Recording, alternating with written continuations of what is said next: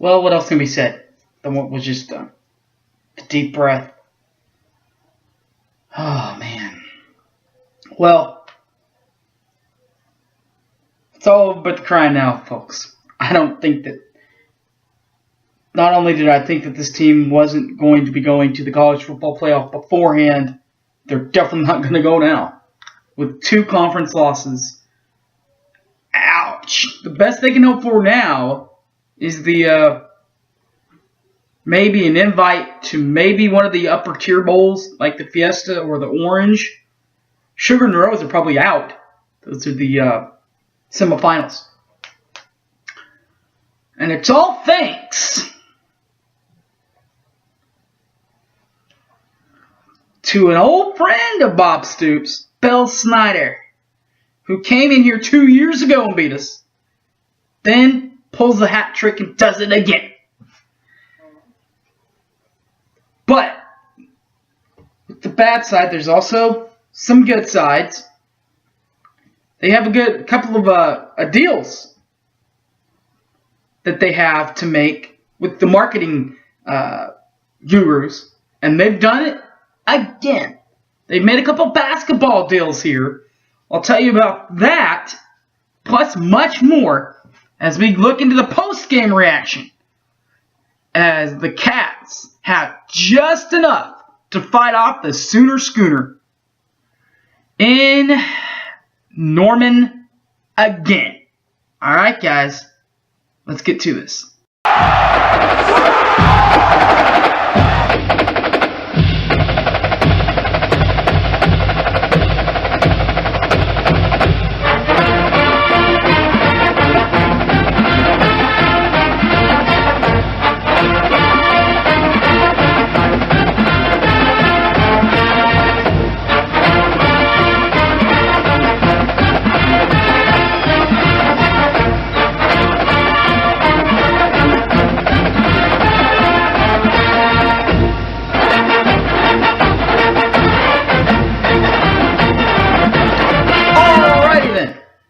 Welcome back. Before we get to the post-game report, let's do what I was talking about, the marketing. You always got to start with the good sides, right? Well, here are the good sides. The men's basketball team will have their exhibition opener right here. See that? This will happen a week from this Saturday. So we'll play Iowa State on Saturday. A week from that Saturday is the opening weekend of college basketball. The Friday beforehand, what you'll do is you'll take your Baylor ticket, which is shown here. Hope this is the right one. It is. Take this Baylor ticket with you. If you have it, you get into this game the night before for $1. $1. So put that to your sides. And the next week, Kansas. There's the Kansas. The women's basketball program and Sherry Cole have also signed up to do this. So with this, there's the game before, night before against Bradley, and you'll get in for $1. But Sherry Cole has added a little fun to the side, because along with getting into this game, along with this game ticket and the $1 admission, you'll also get a chance to meet Stacey Dales of the NFL Network and formerly of ESPN and formerly a Final Four member.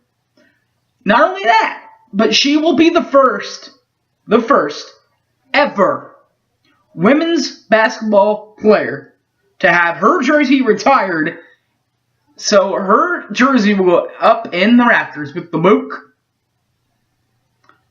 Blaylock. With the Tisdale, with the AA, Mr. Alvin Adams. Now, that's that one. Now this one, there's not a deal for. But it is a ticket to get it. I have one. I hope y'all do too. This is Oklahoma State. A night before this one, the much daunted SEC will invade Norman as Missouri, formerly of the Big 12, now of the SEC, will invade the Lloyd Noble Center one final time. As part of the Big 12 SEC Challenge, as Missouri will be at Oklahoma in the Lloyd Noble Center. The game will be on ESPN, or you can watch it live and in color with that aspect. Now we've gone through this. Now we've gone through the fun side, the good sides. So go ahead and get you a couple of these tickets. Get your $1 in. Get your $1 ins. Now it's time to see how this season, basically in my eyes, ended. Any chance for a conference title and a national title, it all went down last Saturday. It all went down last Saturday with a 31-30 final in Norman. And the quarterbacking was held down by Jake Waters and Trevor Knight. Waters had 225 yards in the air and 2 touchdowns, while our guy Trevor Knight had 318 yards, 3 touches, and 1 costly interception. The rushing battles. Jake Waters, the quarterback, also does it for Kansas State, as he has 10 attempts for 51 yards and a touch. And for Oklahoma, who else could it be until Keith Ford gets back, right? Samaje Perine. Optimus Perine. Whatever you want to call him. 24 carries, 89 yards, and 1 touchdown. Receiving was held down by 2 guys that you kind of expected. 2 Oklahomans that you kind of expected. Tyler Lockett and, of course, who else but Sterling Shepard makes a catch on this team? No offense to Ron or anybody else. Anyway, receiving, Tyler Lockett. He's the one that had 6 catches, 86 yards, and a touchdown. Sterling Shepard, 15 catches, $197, and a touchdown. And he was obviously hobbled in the second half, but still a main cog. And by the way, when he was hobbled, they didn't take a second look at it. And Bob Stoops couldn't challenge it because you can't challenge a touchdown, or should have been touchdown. But in my eyes, and from what I saw when I got back home, it looked like to me like he had possession and came down in bounds. That's a touchdown. If you have full possession, now that's the question. Did he have full possession when he went down in the second half? I think he did. He might not have. I'm going to give the referees a benefit of a doubt. I think he did. I'm calling it the way that I saw it. Referees obviously saw it a different way. But nonetheless, it should have been at least looked at, refs. Defensively, Jonathan Truman, 17 tackles for the Staters, for the Wildcats, while the Sooner was held down defensively by Jordan Evans, who had 7 tackles. The kicking game, this is what hurt Oklahoma. 2 for 2 for Matthew McCrane, the second string kicker. 2 for 2, 100%, 27 along, and also made 1 from 20. Alright, Sooner fans, hold your breath. Hopefully, this is not an omen of what is to come. Michael Honeycutt,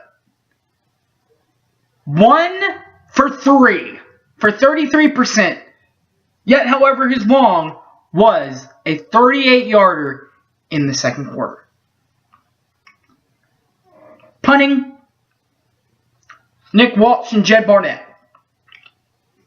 Walsh, 8 attempts, 38.8 in average, 51 along, and 0 hit the 20-yard line, hit within the 20-yard line.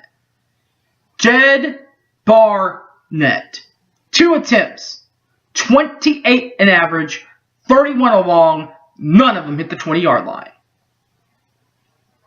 Let me go back. 2 punts. 2! Against a massive defense. Which obviously, this team offensively is getting better. Texas was good defensively. TCU was good defensively. And yet all night, we had 2 punts. That's it. But you had the turnovers. You had the missed kicks. Those are what hurt you. Those are what hurt you. Highlights. Samaje Perine got it started early with his 1 touchdown run. It was a 2-yard touchdown run. 7-0 Sooners. 5:58 left in the first quarter. But with 4:01 left, it got tied up as Jake Waters finds another Gronkowski. This time it was Glenn Gronkowski. 62 yards. The Grouse is in the end zone with 4:01 left. And we got a 7-7 tie. Here's one of the 2 plays that hurt you. Denzel McNeil had a 5-yard interception return for a touchdown. 5 yards. You're down there on the 2-yard line. You've been running the ball all day, Josh. What was this? Anyway, it was a 5-yard touchdown interception is what it was. 14:04 left. It is 14-7 Wildcats. Dreaming upset. But the Sooner Bombers aren't done.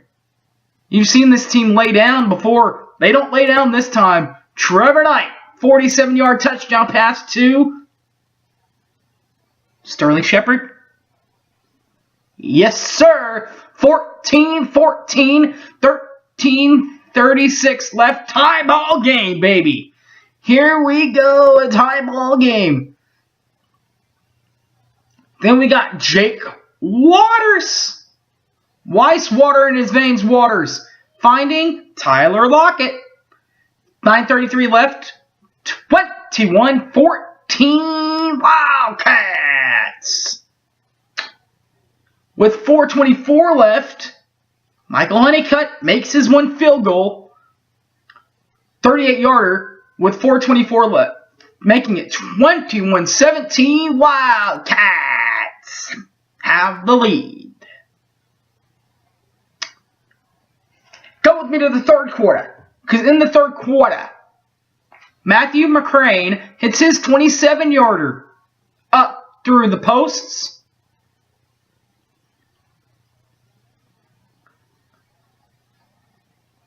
With 11:48 left, it is 24-17 Wildcats. Then came the Belldozer. Oh, yeah! Yep, he found the end zone. Trevor Knight and Sterling Shepard and Blake Bell hook up with a 2-yard touchdown, with a 10-yard touchdown pass, tying it up at 24s. 24-24. Then Jake Waters, with 6:57 left, gets a quarterback keeper in the third quarter and makes it 31-24. Wildcats, 6:57 left in the game. But later in the fourth, Sooners not done. Sooners fight back. Deron Neal, who had a horrible decision to throw the ball, makes more of a wide receiver play in catching the ball from Trevor Knight. 9-yard touchdown pass and catch. 10:35 left. 31-30 would be the final because the Cats blocked the PAT. They blocked it. Ugh. Heupel's hype of the game was the Deron Neal fourth quarter touchdown. Stupsy's stop of the night is when Geno Grissom stopped Jake Waters late in the second quarter to give the Sooners a chance at a second field goal for Honeycutt, and missed it, obviously. With that being said, helmet stickers. You got to give one to Dominique Alexander, 6 total tackles tonight. Did it again for the Sooners. Amazing athlete out there, linebacker. The other player. People say give this guy too many of these. 15 catches, 197 yards, and a touchdown. Could have had a second touchdown. Why didn't he have the second touchdown? It's because he ran right into the camera. Right into the camera lens. But he says, you know what? No one else is making plays for this team. I'm the wide receiver. Comes back in the second half where he is honestly now, he is aching and paining. He's gimpy. He's a little gimpy from what I get from all my radio buddies. But you know what? Got out there, did his job, did what he had to do. And now he has 2 weeks, not just 1 week, 2 weeks to get healthy before going up to Ames. By the way, I got one person in particular to thank for this, kind of the injury update part of it. You know, I've had my problems with some of the Sports Talk 1400 hosts. They don't necessarily think I'm a great fan right now. But one that I do, Tyler McComas. You the man, buddy. He's the one that told me about the injury because I was on the other side of the football field. I'm on the north end zone. The Switzer Center and the locker rooms are on the south end zone. So I'm on the north end zone. I'm on the complete other side of the field is where the injury happened. So, good job, Tyler. I'm proud of you, bud. Thank you very much for the update. I guess now we got to just wait to see if he gets healthy. See if Trevor gets healthy. Because apparently Trevor, he was a little popped too a little bit. Apparently he left the game and went back to spring fall ball practice. I'm sorry, with a sling. Does that mean Cody Thomas plays? Hey, the guy that gave me his wristband, Cody Thomas, didn't play too bad on that one drive he had to play, did he? Now, given that they ran the ball about 90% of the ball on that drive, but he still played well. The play that sticks out to me on that drive is the play to where they snap the ball and it kind of sneaks through his hands. So he picks it up and runs for the first down. You know, if that were me, I'd slide. I'd get down with all those big uglies coming after me. He says, no, I've got to get the first down. This is the team, man. So now they'll prepare for Iowa State in 2 weeks. So there's going to be no pre-show this week.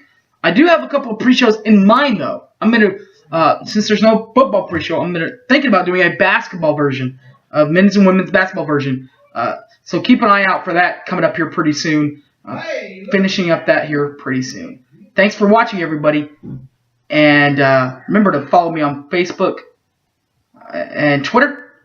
Facebook is Harry James Taylor. Twitter is @SoonerFan. Okay. Thanks for watching, everybody. And as always, Boomer Sooner, everybody. Take care.